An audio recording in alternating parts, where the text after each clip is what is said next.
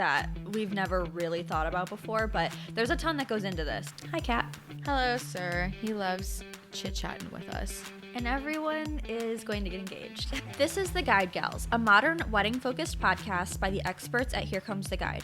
I'm Chelsea, a designer and inspired creative who's probably racked up over 5,000 hours on Pinterest, and the friend who's going to shoot it to you straight. And I'm Caroline, a social media manager who is obsessed with dogs as ring bearers and will inevitably cry over your wedding video. We've seen it from all sides. We've been brides, planners, bridesmaids, and have worked with standout brands throughout the industry. Think of us as an extension of your wedding party and hang out with us as we share the ins, outs, ups, and downs of the road to ideal.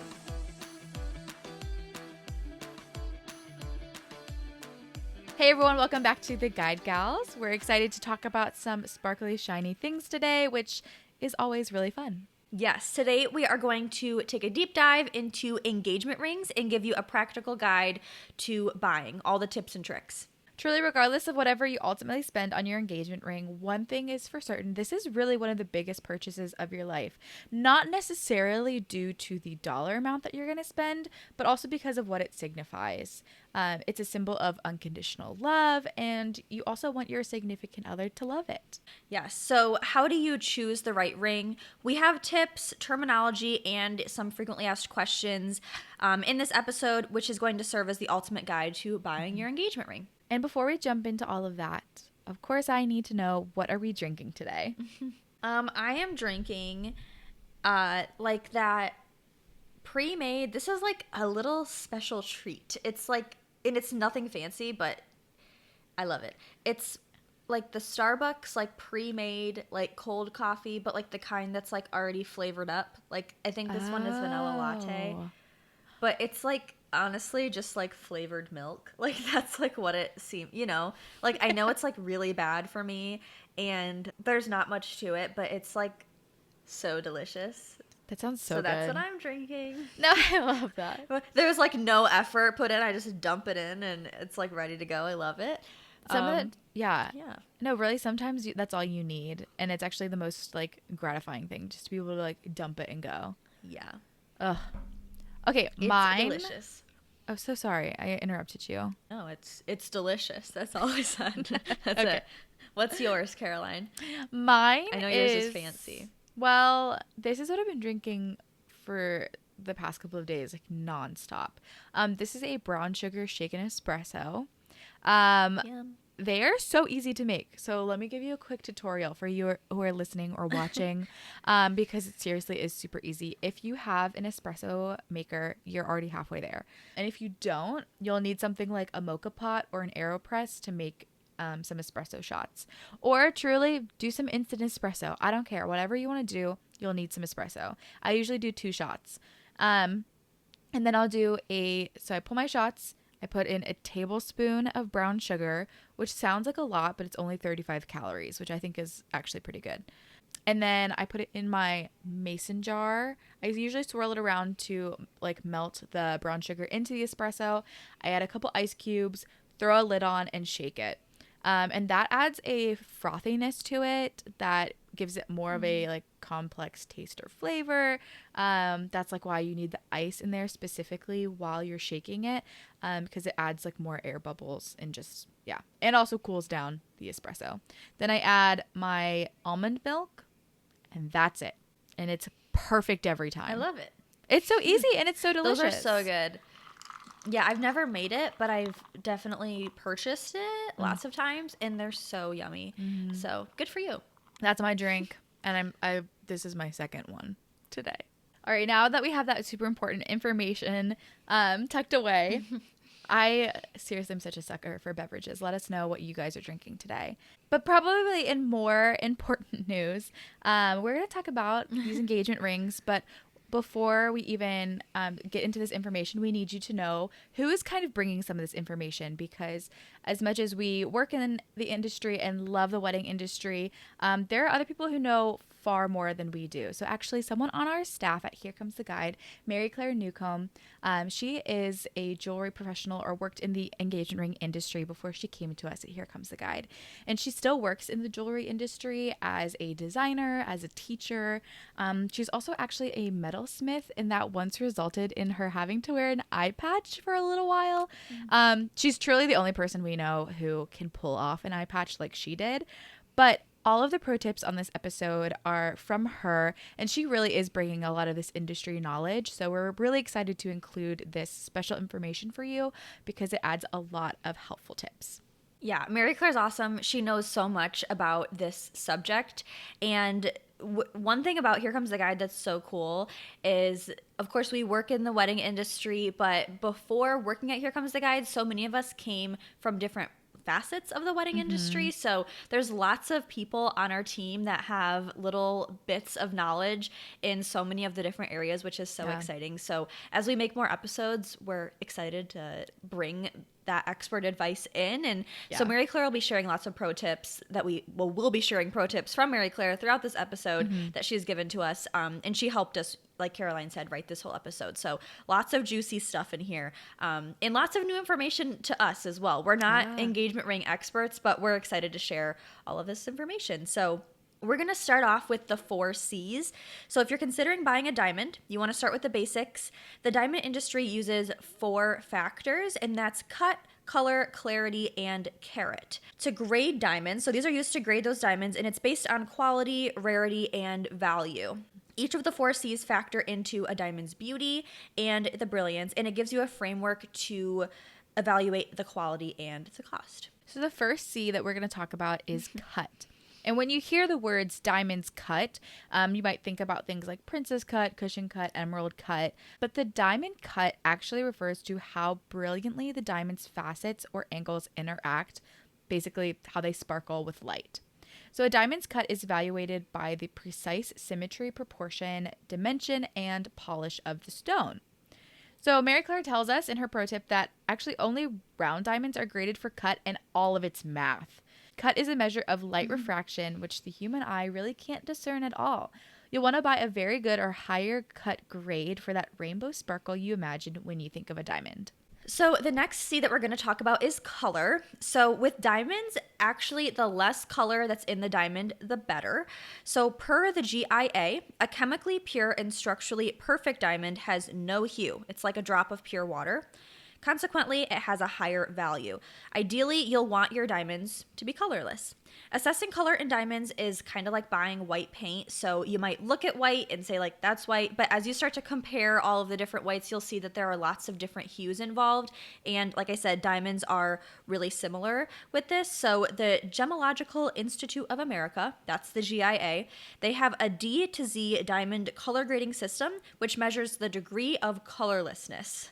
So while it can be hard to discern with the naked eye, it can really impact the bottom line. So how much it's worth depending on how much color or how much little color a diamond has in it. So we're going to be including some of these images to give you a better idea of what we're talking about. And so this is the one that we're going to talk about in terms of diamond color, which is really helpful because Mary Claire's pro tip kind of talks through some of these grading scales. So H to Z is yellowish, which she says is an especially unfortunate option if the diamond will be set in yellow gold, which I never thought about, but that's probably so true. Yeah. And then G is the best value overall because it's really, really white without getting into the colorless range. And D to F are considered colorless, and they are very difficult to discern from one another. So I like that she says basically if you get to that highest grade of near colorless, that's a really great option because I don't know, I've looked at so many of my friends' engagement rings and I never would have thought about color, but thinking about it in this way, Me either. Yeah, makes a lot of sense.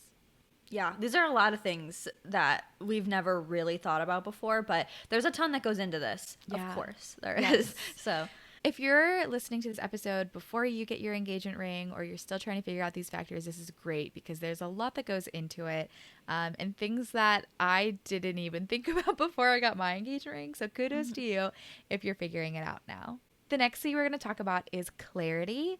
And so there's a quote by Henry Kissinger: "A diamond is just a chunk of coal that did well under pressure." And it's true. Natural diamonds are formed from carbon under intense heat and pressure deep within the Earth's crust. So naturally, they're going to have a few imperfections. And the diamond industry refers to these as inclusions. So according to the GIA, diamond clarity refers to the absence of inclusions and blemishes. The GIA Diamond Clarity Scale has 6 categories and 11 grades, ranging from flawless to included. So, a pro tip from Mary Claire: clarity is about rarity. If you're choosing a round diamond, it's invisible unless you get down to the slightly included range. So, when they're tiny inclusions, so tiny imperfections, which all diamonds will have when they're under a 20 times magnification, when they start becoming visible to the naked eye, a very slightly included and internally flawless diamond will look identical in person. They're just going to be different under magnification. So as long as your stone looks eye clean and sparkly, you're good to go. Okay, the last C of the 4 C's is carat. So does size matter? And yes, when it comes to diamonds, it does matter. Carat measures how much a diamond weighs, with a metric carat being defined as 200 milligrams. According to the GIA, all else being equal, diamond price increases with diamond carat weight because larger diamonds are rarer and more desirable. However, if 2 diamonds of equal carat weight they can have very different values and prices depending on 3 factors of the diamond 4 C's. So, depending on all of those factors, diamonds of those different sizes can vary in price. Yeah, yeah. And that's why, like, you have to take into account all 4 C's, because not just one of these factors is going to affect all of it. Like, they all work together. And Mary Claire's pro tip in terms of carats is that you can stay just shy of that full carat and save a lot of money. So, for example, if you were to get a 0.9 carat round diamond, that's about 0.02 millimeters smaller than a 1 carat. So there's not going to be much different in size, but you could actually save a ton of money this way. Even if you're just shy at 0.98 carats, you're still going to be saving more money than getting a 1 carat, and it's going to be an imperceptible difference. So just that as a pro tip, if you are trying to shoot around that 1 carat range but want to save a little bit of money, that's a really great way to do it. And also, when you're investing in a diamond, I know we've talked a lot about the GIA, the Gemological Institute of America. I have to look at that word gemological every time I say it.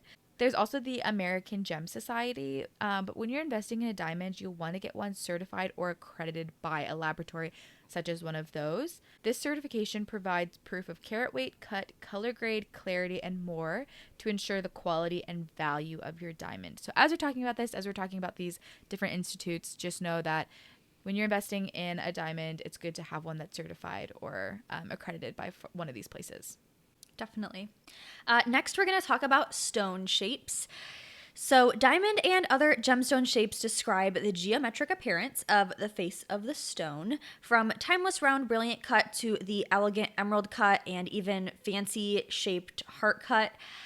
Each stone shape has its own distinct style and sparkle. We've laid out 12 of the most popular stone shapes in an image that we're going to pop on the screen here. If you're listening to us, audio only, you'll be able to see this in the video version if you want to check that out, or we'll have all of the images that we reference in this episode on the episode page on our website, so you can check it out there. The thing about stone shapes is that they may affect the clarity. For example, it's easier to spot inclusions or imperfections on step cut shapes like emeralds and baguettes. Brilliant cuts like a round or oval tend to hide these imperfections better, and they tend to sparkle more. Truly, though, stone shape is going to come down to your personal preference and style, whatever you want to choose and whatever you lean more towards there. All rings are beautiful. Oh, yeah.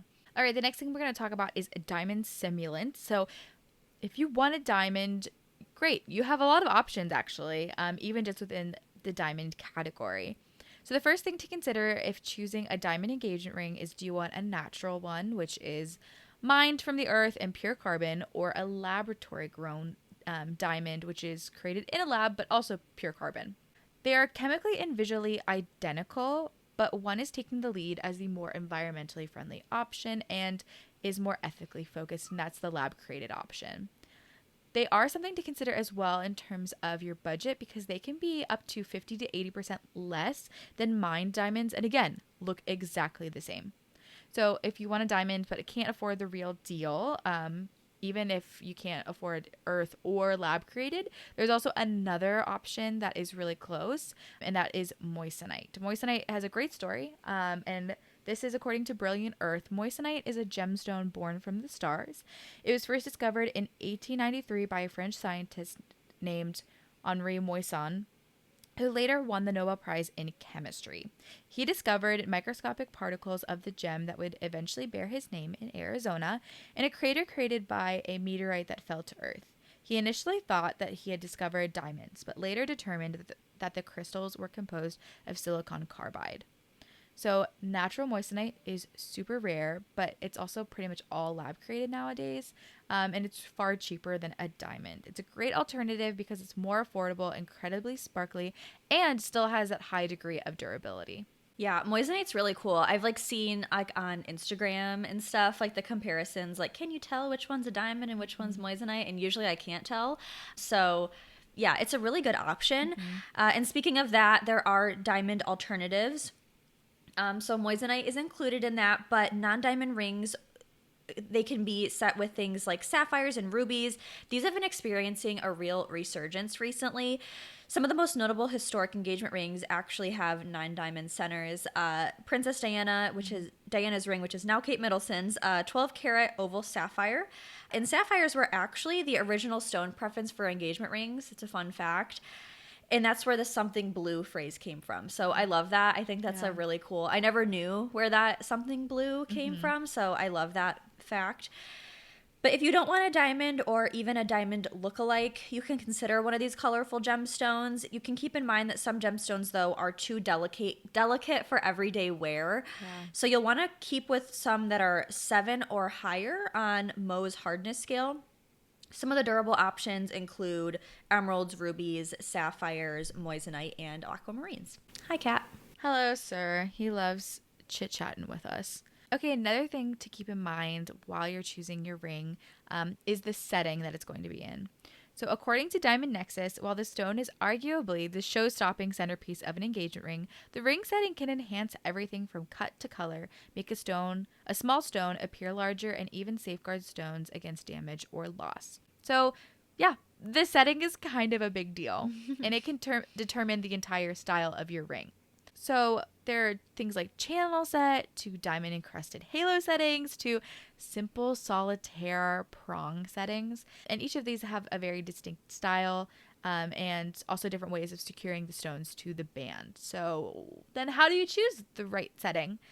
Besides personal style, which is probably a huge factor, lifestyle is actually really important to think about here as well. Just like we talked about with diamond alternatives, that you need to make sure the stone is going to be durable. You also want to make sure your setting makes sense and is durable for everyday life. So let's say you're a spin class junkie, you enjoy rock climbing as well, you're throwing pottery. You may not want to have a band or a setting that's going to be diamond encrusted. My example for that, I think I've told the story on another episode, is I have a friend who her engagement ring had small diamonds encrusted on her band, but she's very athletic and was lifting in the gym one day, didn't take off her ring. Her ring bent and she lost some of the diamonds that were in it, which is so sad. She was able to get it fixed and it was totally fine, but that's just something you want to think about for your setting. Like, is that going to be something that makes sense for your everyday life? So choosing something that makes sense and can stand up to your activity level is really important. And we do have this image provided so you can think about some different options for ring settings. Yeah, or like even being okay, like if your heart is set on something that's really more fragile or like not like, you know, equipped to lift with you in the gym, like be okay with switching it out for like one of those little rubber bands or something. Yeah, I actually decided with mine, I have diamonds along the side of my engagement ring band, but then I decided the first option that they presented to us was the matching band with like the diamonds on the wedding band, but I decided to go with something that was complementary so that if I wanted to take my engagement ring off to preserve it, I could still keep my wedding band on and not be as worried about it getting damaged. So that was one thing that I chose of like, I have like a in between because I love that style of like having the diamond encrusted band, but I didn't want both of them to be like that, I guess. Next, we're going to talk about ring metals. Once you land on your stone and your setting, you have one more style choice left. So you're going to choose which precious metal that you want. The most popular choices are yellow gold, white gold, rose gold, and platinum. Yellow gold is a time-honored choice since it never changes color and it's super classic. You'll want to opt for 14 to 18 karat gold for optimal strength and durability. Rose gold is also a great choice because it contains no nickel and it doesn't tarnish. So that's a great one as well. And then there's white gold, which is among the gold options. White gold currently reigns probably the most popular choice. White gold is actually yellow gold with nickel and other metals added to make it whiter. And then it's plated in rhodium for a bright white shine. I actually didn't know that, and I have white gold. Many clients are surprised that white gold is plated and that it needs to be reapplied every few years. Otherwise, it slowly wears off and the metal has a yellowish hue. But it's an easy process, and it can be done at most local jewelers. And it's also important to note that if you are allergic to nickel, like I just mentioned, that white gold contains nickel, and as that plating wears off, the nickel can become exposed and might cause an allergic reaction if you're allergic to nickel. So just something to note. And then another white metal option is platinum. But the difference between platinum and white gold is that platinum is a denser metal, so it's heavier and rarer, and it makes it more expensive. So platinum contains no nickel though, and it does not need replating. However, because it's not plated, its surface scratches more easily than that of white gold, and over time it can take on a duller silver finish, similar to that of sterling. Mary Claire's pro tip here is that gold and platinum are used for jewelry because they are soft and malleable metals. That's something that you always want to remember. It's understandable that you never want to take your ring off. However, there are a few instances where it's best to place your ring in a box for safekeeping. So if you are going to go rock climbing, or you're going to do pottery or lift something really heavy in the gym, opt for one of those bands, if like one of those little rubber bands, like I said before, that can like just be a placeholder for your ring while you keep it safe. Or you can wear nothing at all. That's fine too, whatever your preference is. But she recommends definitely having a designated spot. Designated spot's important. You don't want to lose it. But having a special spot to put your ring while you do these dangerous ring activities is a really good idea. Yeah. So that nothing bad happens to it. You want to treat it like an expensive, heartfelt gift because that's exactly what it is. Yes. So, yeah.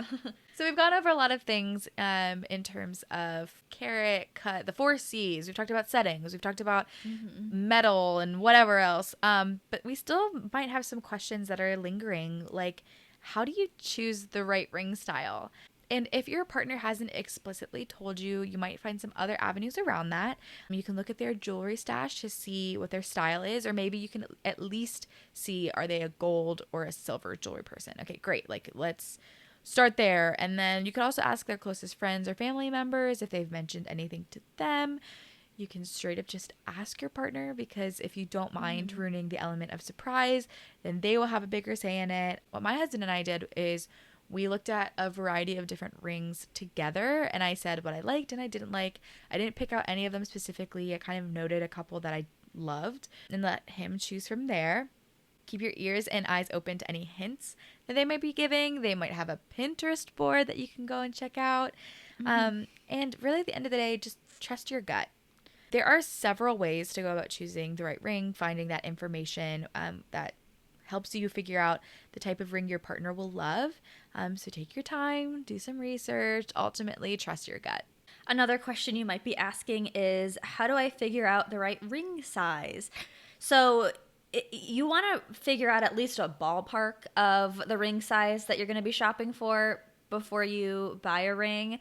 There are a few things that you can do. You could sneak one of your partner's rings and take it to a jeweler and figure out the size. But beware of doing this, because I know, like, I'm wearing a ring right now, but I'm definitely not wearing it on my engagement ring finger. And that finger is skinnier than my other finger. So it might not be the right size, but you can take a whack at it that way. You could ask your your partner's closest friends or family members, if they know their ring size, I can pretty much guarantee that my friends and family do not know my ring size. Caroline, do you know my ring size? No, no idea. No, so you might not have a ton of luck there, but it's worth asking. You could also, if you don't care about ruining the surprise, once again, you could just ask your partner if they know their ring size. I don't even know my ring. Like, I don't know. So, like, I would probably be no help there either, and then the surprise is ruined. So there's lots of different paths you can take, but I think it's important to know that as long as you have a general ballpark with ring size, you're going to be okay. It's super common to get rings resized after you've proposed. Yeah. And usually, depending on where you buy your ring, they'll do this for free or even at like a super low cost. So this is like a routine occurrence. So no need to worry. If you are kind of between sizes, it's best to go a little bigger rather than smaller. It's much easier to size down than it is to size up, just with like most things. So keep that in mind. But I would say don't stress too much about getting the perfect ring size. Even throughout life, people, like bodies change, stuff changes. People have to get their rings resized years into their marriage. Not a big deal. Don't stress too much about the size, I think. So, yeah, I agree. Another question you might be asking yourself is, how do I afford an engagement ring? And I know there's been this long-standing thought of like, you should spend 3 months' salary on an engagement ring, which that's a lot of money. That's a lot of money, and I really don't think that's true anymore. Like, there's no rules, so it just depends on your current financial situation and your preferences. So Mary Claire swears that you can get an incredibly beautiful ring at an affordable price with the right jewelry professional. So she says, I think the one thing I walked away from this industry surprised by is that if someone knows what they're doing, they can make an engagement ring that is $3,000 look identical to one that is $10,000. So be firm about your budget and stick to it, which I think is a really, really great advice. And there are also other options for finding affordable engagement rings, including like the diamond alternatives that we talked about. You can use a family heirloom or an antique vintage ring, opting for one that's under full carat weight when purchasing a diamond, and then scouring websites like Etsy for unique yet affordable rings. So there are so many beautiful but also budget-friendly engagement ring options available, and there's no reason to go into debt just to propose, because we all know what happens after you propose. You're going to plan a wedding, so it gets even more expensive. And even like we've talked about before, that some couples will opt to do an elopement before doing a big party later. You could totally upgrade your ring in the future. Start with something now and then get your dream ring at the right time. Yeah, that's totally an option, which this is going to be maybe not for every couple. I know for some people this would be an ideal situation, and some people it would be like not so much. Yes. But an idea is that you could have like a placeholder or even like a loaner ring for the proposal if you really want to keep that element of surprise about the proposal factor. It's kind of a cool idea. Like you could propose with a ring and then say like, hey, I know that you're going to be wearing this forever, hopefully, and like, so we should go pick this out together. You should design exactly what you want. It's going to be something that you look at every single day. So yeah, that's definitely something that you could explore if that sounds like something that your partner would like. But keep in mind, this might be like kind of a disappointment to your partner too. I think personally I would be disappointed if like I was proposed to with a ring and they said like, oop, nope, that's, you can't keep that. That's a loaner. So like I think I would like, so yeah, just depends. Read the room. You know your partner. Like, you know what they would like. So yeah, I mean, hopefully at this point, if you're going to propose, you should, right. know about them, like the kinds of things that matter the most to them. So yeah, I have a friend who kind of similarly, like they proposed and she didn't love the ring. So, but like her fiance, he was totally fine being like, yeah, let's just go get whatever you want. So it kind of ended up being like a placeholder until she could pick out what she wanted. I have another friend who her engagement ring wasn't exactly what she had pictured in her head, but now she'll never upgrade it or get rid of it because it's like so sentimental too. So it would be hard to, I think, propose and be like, all of a sudden get attached, but like you'd have to tell your partner right away, like, this isn't it. And I feel like that takes away, I don't know, if it would be good for me, but I have seen it work for other people. Yeah, I can see the appeal for sure. I think I get very like sentimentally attached to like moments, and Yeah. like I give like inanimate objects like probably more meaning than like needed. So just Hmm. keep in mind that that's not for everybody, but for some Yeah. people it might seriously be the ideal situation that they get to have control over exactly what it's going to look like. So Yeah. another question you might be asking is, should I buy the ring online or in store? There's benefits to both, but whether you buy an engagement ring online or at a brick and mortar jewelry store will just come down to your personal preference Hmm. and the way that you like to shop. So, buying online can probably save you some money since online retailers have almost zero overhead compared to these traditional stores. Mm. You also get to shop an infinite selection of rings online. You can compare prices, all kinds of stuff just from your couch. You just want to make sure that if you are purchasing online that you're reviewing their shipping and their return policies, and you want to receive a GIA or AGS certificate with your diamonds. So you want to make sure you really know what you're getting, make Hmm. sure the site looks legitimate. Do research before you actually make a purchase online, with Yeah. any online purchase, but especially an engagement ring. Buying in person is also great because you can not only compare the rings with your own eyes. I know there's a huge difference between looking at a picture of a diamond and seeing the sparkle of a diamond in Hmm. real life. You can walk into a jeweler and ask really specific questions. You can get expert advice and work with them to get the most bang for your buck. I'd personally love to work with Mary Claire if she says that she can make Yeah. a $3,000 ring appear as though it is a $10,000 ring. So Hmm. keep that in mind. You'll get like a much probably more customized experience if you're doing it in person Yes. shopping. Yeah. Yeah. And a pro tip here is that you can ask your friends and family for recommendations on reputable local jewelers that they trust, or even online ones if they had great experiences, whatever it is. And if buying a diamond, finding a store that has GIA certified gemologists on staff. I know we've said this a ton, but that really is ideal because you know that you're getting someone who is highly trained in grading and pricing jewelry. This worked out for us because my husband ended up working with a store that my sister-in-law and brother-in-law, where they got their ring. It's actually an international store, so that was something that we probably wouldn't have gone with that option to begin with, but because of their experience and yeah, like from that word of mouth recommendation, that was super helpful for us, and we also had a great experience. So looking for people you know and trust and love that they had a good experience, that can be a helpful way of finding where to buy that ring. Mm-hmm. So another question you might be asking is, should you insure your engagement ring? Short answer, yes. Absolutely. Because if you've made an investment in an engagement ring, you should absolutely insure it. You can look into things like homeowners insurance, renters insurance, or just a simple jewelry insurance policy. And it's not usually that expensive. It's typically 1 to 2% of the total value of the ring and can be a lifesaver if you lose it. We talk about this in a little bit more detail in one of our other episodes, so check that out if you want more info. Yeah, we've talked about this lots. I think in our like budgeting episodes I we think, mention yeah. insuring rings. So, yeah, definitely check those out if that's Yeah. something that you're thinking about. Last, you might be wondering, how do you pull off the perfect proposal? We have an article on this that we will link in the episode page on our website, so you can check that out. But we have lots of ideas for planning an epic proposal, so you can check out that article, and then maybe in the future we'll do an episode on that Yeah. too. It sounds really fun. So Mm-hmm. let us know if you'd like to see that. But yeah, definitely check out that article for proposal ideas. There's lots Yes. there to look at. All right. This is a very comprehensive guide to engagement rings. So if you're feeling overwhelmed, really don't worry. There's going to be lots of resources Yeah, that we are too.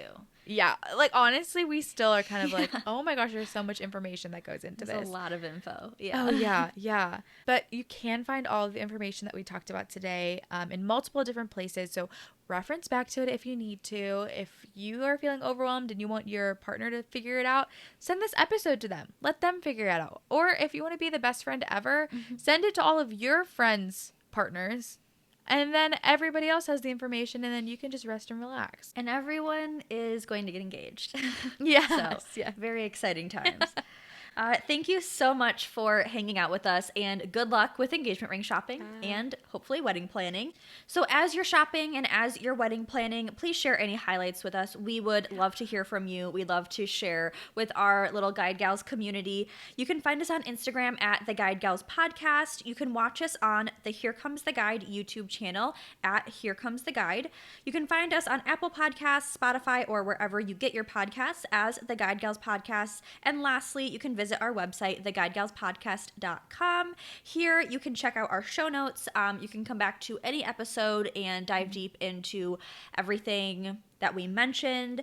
You can also always drop us a line if you want to chat more, if you have questions for us, if you have episode suggestions. We would love to hear from you there. We also have lots of planning resources, our full episode library, lots of good stuff on our website. Seriously, take us up on that. Let us know what you want to hear. Let us know how engagement ring shopping is going. If you have additional questions about this specific episode or others, we really want you to take us up on that offer. We want to hang out and really walk alongside you in this process. So hopefully we'll see you over on socials or on our website or wherever else it may be. We have more episodes to come. Very excited about it. Until then, though, Cheers. Cheers.